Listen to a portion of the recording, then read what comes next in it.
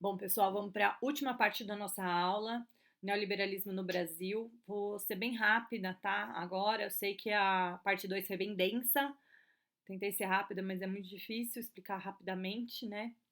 Ainda acho que vai sobrar coisa para a gente discutir depois, mas neoliberalismo no Brasil eu queria deixar para a gente discutir na aula, então eu vou passar rapidamente, assim, pelas questões. Também já estou cansada, vocês também devem estar cansados de olhar para minha cara.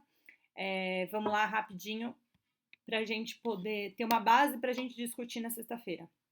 Então, para começar, aqui não há um marco de implementação do modelo capitalista no Brasil, tá? A história do Brasil tenho certeza que vocês conhecem de cor, salteado, então não vai ter um problema maior, mas assim, não tem um marco da implementação do modelo capitalista no Brasil. O Brasil é um país que importa os modelos de políticas, né? Muito da Europa, um pouco dos Estados Unidos também. Então, a gente não tem o marco inicial do modelo capitalista como a gente tem no mundo, no Brasil. Mas aí eu fiz um recorte, né, para a gente falar de modelo neoliberal, porque o Brasil ele tem suas peculiaridades, totalmente diferente do resto do mundo, né? Lógico. Então, ele não segue as ondas que estão acontecendo na Europa e nos Estados Unidos, né? Então, a gente tem até a ditadura, que durou aí até o processo de redemocratização, que é bem recente, que é um outro tipo de política. Então a gente não vai adentrar, eu fiz um corte, então a gente vai começar a falar a partir da redemocratização, 1987, 88 e dos anos 90 para frente, tá bom? Então, 88 a gente tem a Constituição Federal, né? E aí vamos falar já da eleição do Collor e dos anos 90 para frente, tá? Nos anos 90, a gente tinha um cenário seguinte no Brasil, de superinflação, baixo nível de investimentos público e privado, uma dívida externa imensa, maior de 100 milhões, eu acho, ou bilhões, depois vou conferir. E uma grande crise social, né, que foi deixada aí pra gente. Então a gente tinha um cenário bem ruim, assim, no Brasil. E aí o neoliberalismo surge como modelo possível para a solução dos problemas do país, assim como ele surgiu como modelo possível para soluções da crise na Europa. Nesse sentido, o Brasil também ele vai importar esse modelo como a solução da crise, né? Como se ele já não soubesse que o neoliberalismo não estava resolvendo crise nenhuma. Aí o marco histórico do neoliberalismo no Brasil é esse consenso de Washington. O consenso de Washington aconteceu em 1989, que foi uma reunião dos representantes do governo dos Estados Unidos e representantes dos bancos supranacionais, né, como Banco Mundial, Banco Interamericano, com representantes dos governos latino-americanos para traçar planos de desenvolvimento.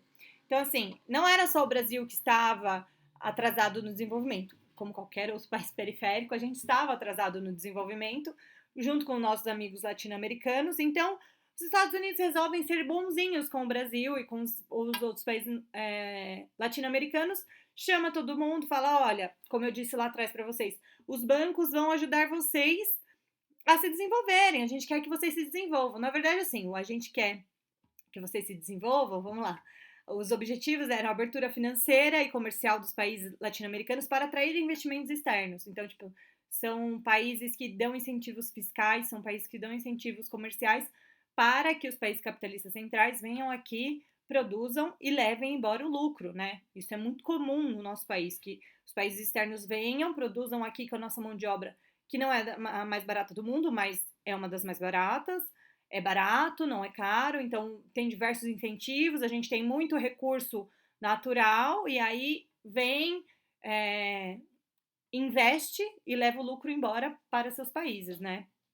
É, eles queriam a privatização de empresas, então incentivaram muito a privatização de empresas, tanto que a gente vai ver que a partir de Fernando Collor, mas principalmente Fernando Henrique, isso acontece bastante. Então foi o consenso de Washington que incentivou a privatização das empresas públicas e a redução da participação dos estados nas políticas públicas, que não é econômica. Então já era uma cartilha neoliberal que foi apresentada no consenso de Washington, tá?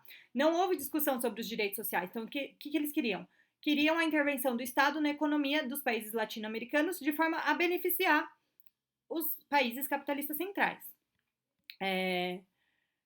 Então, esse consenso de Washington foi uma reunião. Ele não teve em nenhum momento caráter normativo, mas ele pegou muito forte, tá?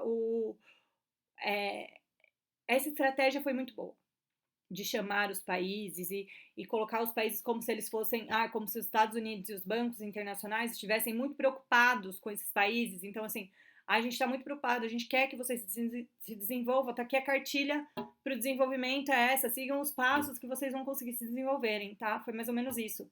Então, apesar de não ter caráter normativo, colou muito.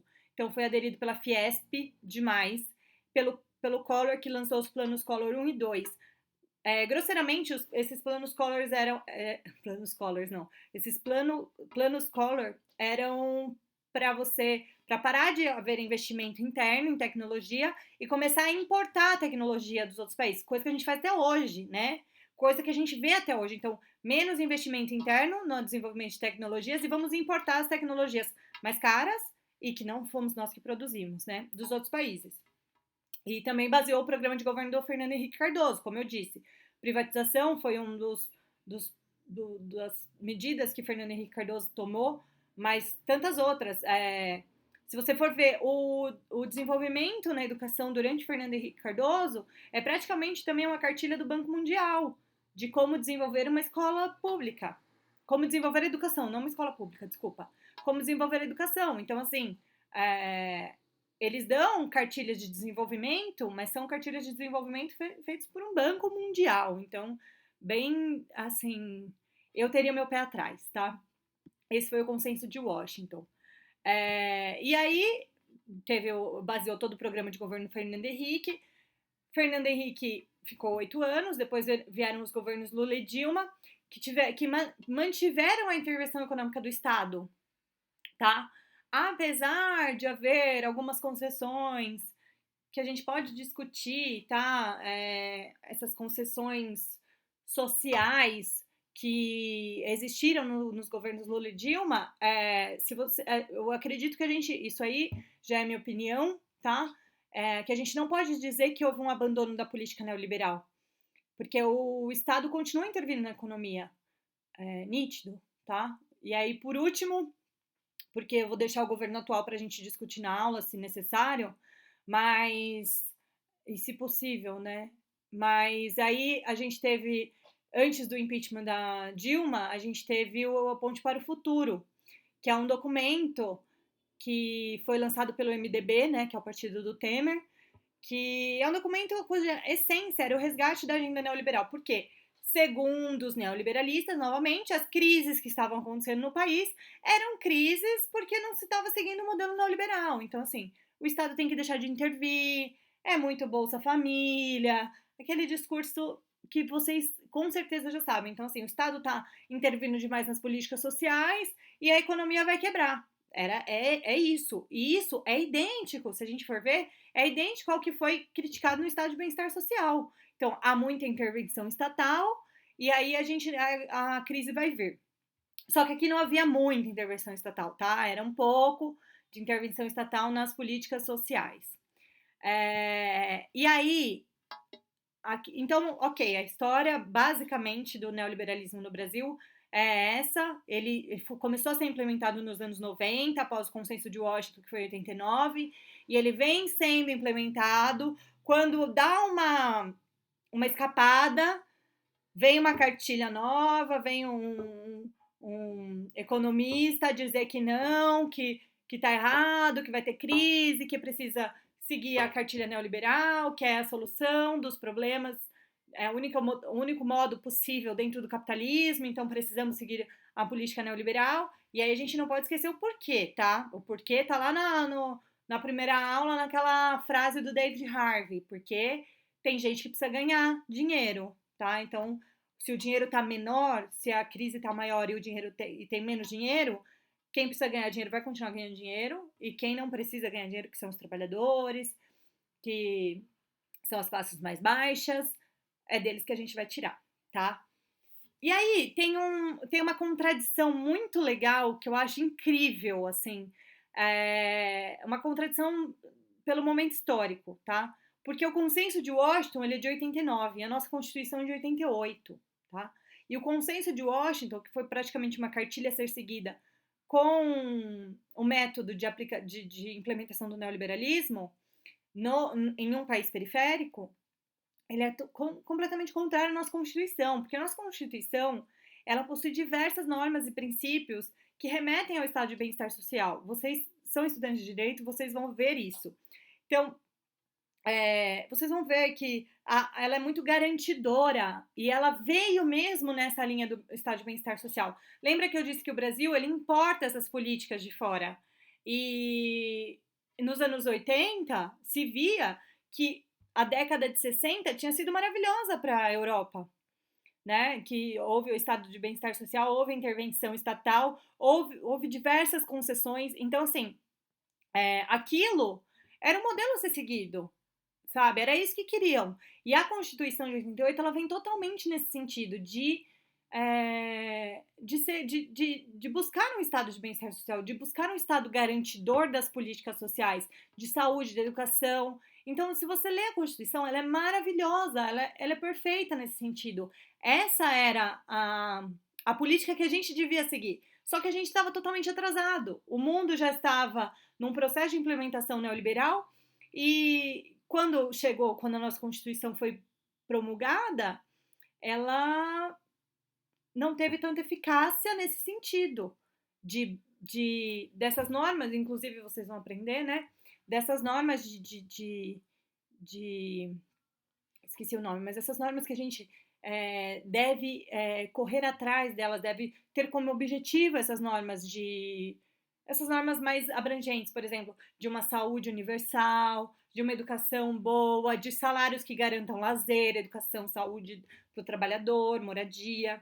Então, ela é a função social da propriedade. Então, ela vem todo nesse sentido capitalista, lembrando, tá? Porque, sei lá, às vezes a gente tá falando aqui, vai parecer do jeito que as coisas estão hoje, você não pode falar nada que você é comunista, né? Então, assim, totalmente capitalista, tá? Mas de estado de bem-estar social, que é um modelo menos agressivo, que é um modelo mais garantidor, que é um modelo que vai cuidar mais dos trabalhadores, tá?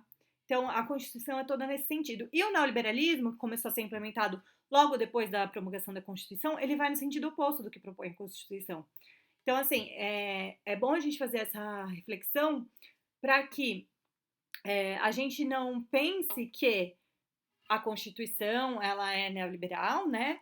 E não pense que o neoliberalismo deve existir e a Constituição tem que deixar de existir e tal, porque a gente vê muito a mudança de entendimento da Constituição e aí vocês vão ter 5 anos para estudarem isso com calma, mas pensar nisso, tipo, a Constituição, ela veio num sentido muito bacana, ela é muito legal, ela é uma das mais avançadas do mundo. Então, ela é extremamente, assim, necessária para o nosso país. Ainda mais para o Brasil, que é um país periférico, com subdesenvolvimento. Então, ela é extremamente necessária. E aí a gente tem a aplicação de uma política em sentido oposto. Então, assim, até que ponto essa política em sentido oposto vai conseguir frear a nossa Constituição de acontecer? Ou então, que bom que a gente tem a Constituição para frear um pouco dessa política neoliberal que vem para devastar os direitos sociais. E aí, por último, para a gente finalizar, vou deixar umas questões aqui para a gente refletir e depois, quem sabe, se a gente conseguir, para a gente discutir. Mas aí é possível enxergar nitidamente que o Estado brasileiro atual possui uma postura neoliberal? Exemplos. Bom, eu dei um exemplo já aqui no vídeo falando sobre a PEC do teto, né? Mas exemplos não vão faltar. Diversos discursos vocês vão ter do governo atual para que vocês consigam enxergar os pontos que eu dei, os pontos importantes do neoliberalismo nos discursos do governo atual, não só do atual. Você pode encontrar esses pontos do neoliberalismo desde Fernando Collor até agora, tá? Mas vamos discutir o governo atual se vocês acham que tem esse caráter neoliberal. Então, como defender a Constituição Federal em meio ao projeto neoliberal do Brasil e qual a importância disso? O que as recentes reformas trabalhista e previdenciária, por exemplo, tem de caráter neoliberal? Então, vocês acham que tem ou que não tem? E aí, eu acho muito importante tudo isso. Deixa eu só ler a última pergunta. O neoliberalismo, ao defender a intervenção econômica do Estado, está protegendo uma classe em detrimento de outra. E por quê? Eu acho muito importante a gente fazer essa reflexão para que a gente não caia no senso comum de dizer que, mas a reforma é necessária. Tá, mas ela é necessária para quê? Por quê? Por quem? A quem interessa? Sabe? Sempre, sempre ser crítico de tudo é muito importante. Então, mas crítico fundamentado. Não adianta a gente ser crítico de Facebook, né? Então, vamos refletir sobre esses temas, vamos refletir sobre toda a aula que eu passei aqui para vocês. Estou à disposição para tirar qualquer dúvida. Se não quiserem, se não puderem participar da aula sexta-feira, depois eu deixo meu contato. Vocês podem pegar com o professor Paulo. Vamos pensar, vamos aprofundar os estudos sobre isso para a gente não cair no senso comum.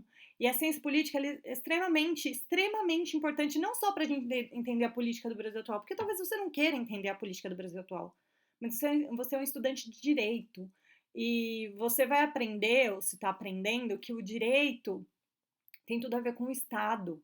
E se a gente não entender o Estado, a gente não entende o direito. Você pode ser muito bom em decorar leis, em decorar normas, em decorar artigos, em decorar jurisprudência. Você pode ser muito bom nisso. Você pode até ser um bom advogado, assim.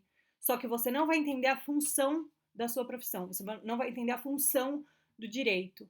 Então é muito importante que vocês tenham claro o que a ciência política pode trazer para vocês. Aproveitem essas aulas. Tirem todas as dúvidas, discutam com os seus colegas, leiam muito o que vocês puderem ler. Se vocês quiserem, eu passo uma lista de bibliografia, porque sem a ciência política você pode ser um bom advogado, mas você não vai saber nada. Você vai ser um senso comum, uma profissão a mais, um técnico, ou como os professores gostam, os professores não, né? Todos gostam de dizer um operador do direito. Você vai ser só mais um operador. Se você quer isso, tudo bem. Mas se você quiser ter uma visão aprofundada, uma visão crítica, você precisa estudar ciência política, você precisa estudar sociologia, você precisa entender o Estado ao qual você pertence, porque o direito tem tudo a ver com o Estado, tá bom? Pessoal, muito obrigada, desculpa qualquer coisa e estou à disposição, tá bom? Tchau, tchau.